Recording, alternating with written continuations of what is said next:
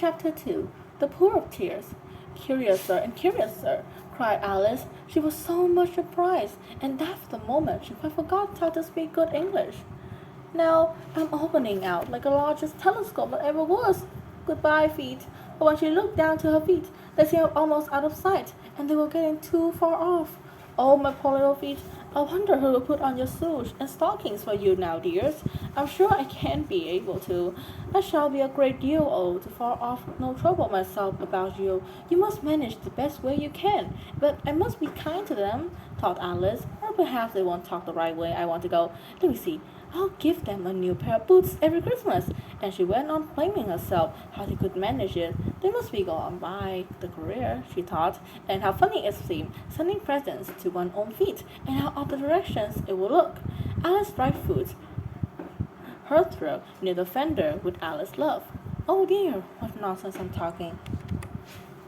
Just then, her head stuck against the roof of the hall. In fact, she was now more than 9 feet high, and she at once looked at the little golden key and hurried off to the garden door. Poor Alice! It was as much as she could do, lying down on one side to look through into the garden with one eye. But to get through, more hopeless than ever, she sat down and began to cry again. You ought to shame yourself, said Alice. A great girl like you, she might well say this, to go on crying in this way. Stop this moment, I tell you. But she went on the same, shedding gallons of tears until there was a large pool around her, about 4 inches deep and reaching half down the hall. After her attempt, she heard the pattering of her feet in the distance. She hastily tried her eyes and tried to see what was coming. It was the White Rabbit returning, speedily dressed with a pair of white gloves in one hand and a large fan in the other. He came fronting along with a great hurry, murmuring to himself at once, "Oh, the Duchess, the Duchess! Oh, won't she be savage if I keep her waiting?"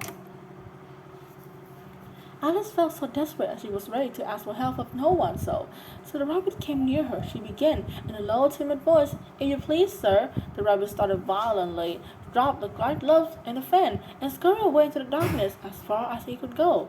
Alice took the fan and gloves, and as the hall was very hot, she kept fanning herself all the time when she went on talking. Dear, dear, how queer everything is today, and yesterday things went on just as usual. I wonder if I've been changed in last night. Let me think. Was I the same when I got up this morning? Or I almost think I can remember feeling a little different, but if I'm not the same, the next question is, who in the world am I? Ah, the great great puzzle. And she began thinking all over the children she knew that were on the same age as herself, to see if she could have been changed into any of them. I'm sure I'm not Ada, he said, for her hair going to large wrinkles, and mine is golden and wrinkless at all. I'm sure I can be Mabel too, for I know all sorts of things, and she knows such very little. Besides, she is she, and I'm I. So, oh dear, how puzzling it all is. I'll try if I know all things I used to know. Let me see. 4 times 5 is 12, and 4 times 6 is 13, and 4 times 7 is...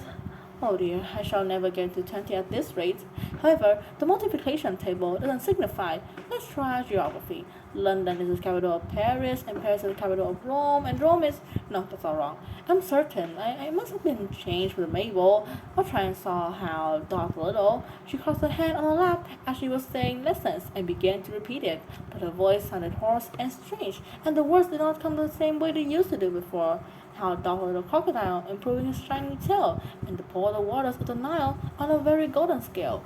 How triumphantly he seemed to grin, how neatly spread his claws, and welcome little fishes in with gently slimy calls. I'm sure those are the right words, said poor Alice, and her eyes filled with tears again as she went on. I must be Mabel after all, and I shall have to go and live in a pooky little house, and have to snakes with no toys to play with. No, it was so many lessons to learn. No, I made up my mind about it. If I'm Mabel, I'm staying down right here. It's no use there putting their heads and saying, "Come up again, dear." I shall only look up and say, "Who am I then?" Tell me that first, and then if I like being that person, I'll come up. If not, I'll stay down here till I'm somebody else. But oh dear, cried Alice, with a sudden burst of tears, I do wish they put their heads on. I'm so very tired of being here all alone. As she said this, she looked down at her hands, and was surprised to see that she had put on a rabbit's little kid's glove while she was talking.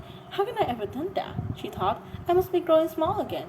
She got up and went to the table to measure herself, and found that, as nearly as she could guess, she was now about 2 feet high, and was going on shrinking rapidly. She soon found out the cause of it was the fan she was holding. She dropped it hastily, and just in time to avoid shrinking altogether. That was a narrow escape, said Alice, a very good deal frightened at a sudden change, but very glad to find herself still in existence. And now for the garden.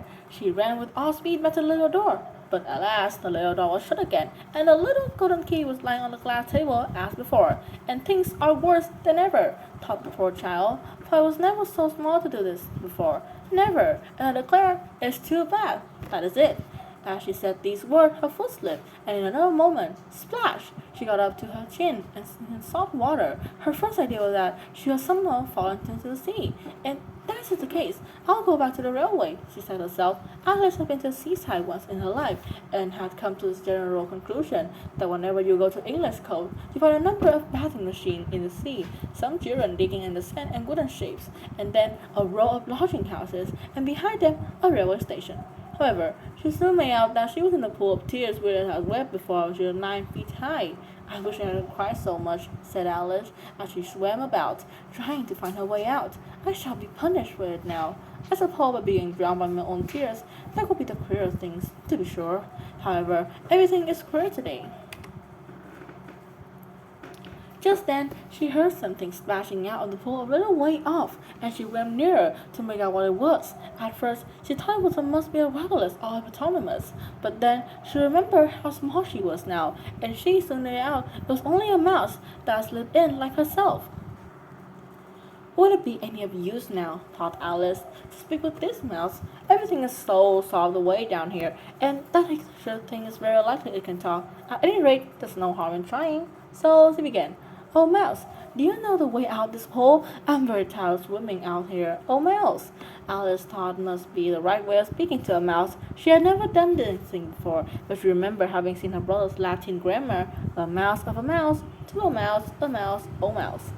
The mouse looked at her rather inquisitively, and seemed to her to wink all its little eyes, but it said nothing. Perhaps it didn't understand English, thought Alice. I dare say it's a French mouse, come here with the William Conqueror. Forward of her knowledge of history, Alice had no clear notion how long ago anything had happened, so she began again. Which were the first 10 cents in the French lesson book? The mouse gave a sudden leap out of the water, and seemed to quiver all over the fright. Oh, I beg your pardon, cried Alice hastily, afraid it hurt the poor animal's feeling. I quite forgot you didn't like cats. Not like cats, cried the mouse, in a shrill, passionate voice. Would you like cats if you were me? Well, perhaps not, said Alice in a soothing tone. Don't be angry about this. And yet I wish I could show you our cat Dinah. I think you'd take to the fancy of cats if you only see her. She's such a great dear, quiet thing. Alice went on, half to herself, as she swam lazily about in the pool, and she sits purring so nicely by the fire, licking her paws and washing her face. And she is such a nice thing to nurse, and she's the capital one for catching mice. Oh, I beg your pardon, cried Alice again, and this time the mouse was bristling all over, and she felt certain it must be really offended. We won't talk about her any more, if you'd rather not. We indeed, cried the mouse, who was trembling down the end of his tail, as if I would talk about such a subject. Our families always hated cats. Nasty, low, vulgar things. Don't let me hear that name again. I won't indeed, said Alice, in a great hurry to change the subject of conversations. Are you, fond of dogs? The mouse did not answer, so Alice went on eagerly. There's such a nice little dog near our house, and I was like to show you. A light bright-eyed terrier, with such a long, curly brown hair. And it will fetch things when you grow them. It'll sit up and beg for its dinner, and all sort of things. I can remember half of them, and it belongs to a farmer. He said it's so useful. It was 100 pounds. He said it killed all the rats, and... Oh my God, cried Alice in a sorrowful tone. I'm afraid I have offended it again. For the mouse was swimming away from her as hard as it could go, and made a cry of commotion on the pool as it went. She called softly after it, Mouses dear, do come back again. We won't talk about cats or dogs either if you don't like them. When the mouse heard it, it turned around and swam slowly back to her. Its face was quite pale with passion, Alice thought, and it said in a low, trembling voice, "Let's get us to the shore, and then I'll tell you my history, and you'll understand why I hate cats and dogs." It's a high time to go, for the pool was getting quite crowded with the birds and animals that had fallen into it. It was a duck and a doodle, a lorry and an eaglet, and several other curious creatures. Alice led the way, and the whole party swam to the shore.